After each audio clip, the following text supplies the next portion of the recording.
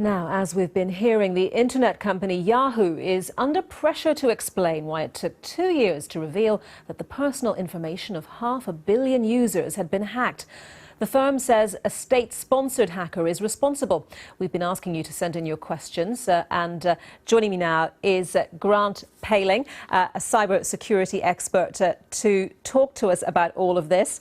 Thanks very much for coming along, Grant. And in fact, the first question really gets straight to that point. Lofty Monkey from Shoreditch in London has tweeted us asking, why has it taken 2 years for Yahoo to reveal this, further compromising customer security?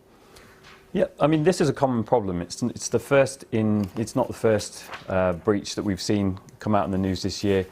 And the problem is the length of time that we're seeing with a lot of these high-profile breaches. You know, it's not a case of we're finding out in hours or in days, but in some cases months and more often years. And this is a common problem that we face in the cybersecurity community. So a lot of these organizations are very focused on trying to stop the threat and trying to prevent the hackers. Now, that's just not possible. The odds are too great. There is no 100% effective way to stop hackers from getting in. So the shift really needs to be, let's stop focusing just on prevention and look at detecting some of these breaches and being able to respond in a quicker fashion. That way we can at least look to contain and isolate some of these activities that are going on and some of these malicious threats. Yes, because if, as you say, there is no 100% foolproof way to stop hackers getting in, then at the very least there is a responsibility to at least, as you say, detect where hacks have occurred and warn people as quickly as possible, certainly not 2 years later. Certainly not.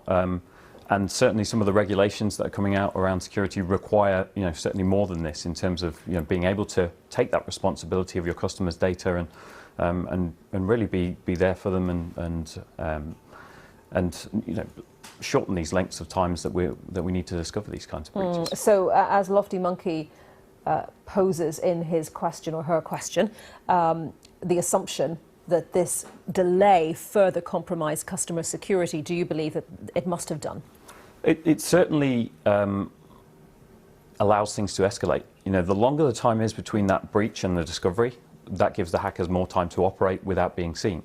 And it potentially, makes the scope of that breach increase, as we've seen with some of these recent breaches. Okay. There's certainly a trend here that we're seeing where the longer the length of time, the larger the breach is, and the more that the companies then are going to have to clean up the mess. Okay, Riza has tweeted us asking if the Yahoo breach includes Flickr accounts. Certainly, there's still information coming out about this particular attack. So the piece of advice would be, if you're not sure, change your password with those accounts that you're concerned about. And certainly, if you have a Yahoo account and have changed your password with that, look also at your other accounts. Look at where you might have reused the same password or similar.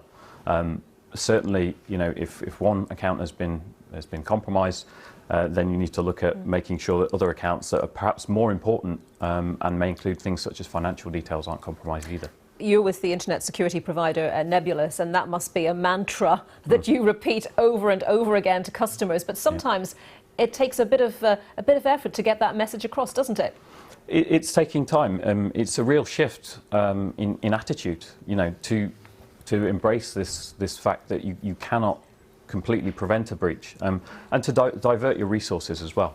Cybersecurity budgets on the whole seem to be steadily growing as people take the threat more seriously, but it's about what we do with them and where we put that focus and the resources that we have got. An anonymous viewer texts us saying, a few people on my contact list have received occasional spam emails from my email address over the last year. Also in the last 10 days, I've received 2 emails with invoices from a website from 2 people who have ordered music using my email address. I assume my email address has been hacked. Could you advise what to do? I changed my password 2 weeks ago. So, changing your password is a good start. These things, don't necessarily indicate that you have been hacked. There are a lot of clever fraudsters out there who are sending out these kinds of emails. They're very, very cleverly crafted. They can often look like the real thing. iTunes is a popular one. I myself received, these types of things, and they look very good. The main message is, if you're not sure, contact that provider. Contact Apple or whichever provider it's purporting to come from. and ask them. Don't feel obliged to click on the link. If it looks in any way a bit dodgy, a little bit out of kilter, check with the official lines of support from that provider. If there is any hint of doubt. OK, good advice. Paula Watt from Essex texted us to ask, I have a BT internet account that goes via Yahoo. Is that subject to this hacking? And if so, what are the worst scenario implications for me? Again, it's the same message, be safe, change the password on that account if you think in any way it could be linked to this breach. Change the passwords on any accounts. If you're using a similar password, it doesn't necessarily even have to be the same. A similar password, is a lot easier for somebody to crack than something that's completely different to that which you've used in the past. OK, Grant, thank you very much for coming on to talk to us and give our viewers your advice. Grant Paling from Nebulas. And thanks also to you for sending in your questions.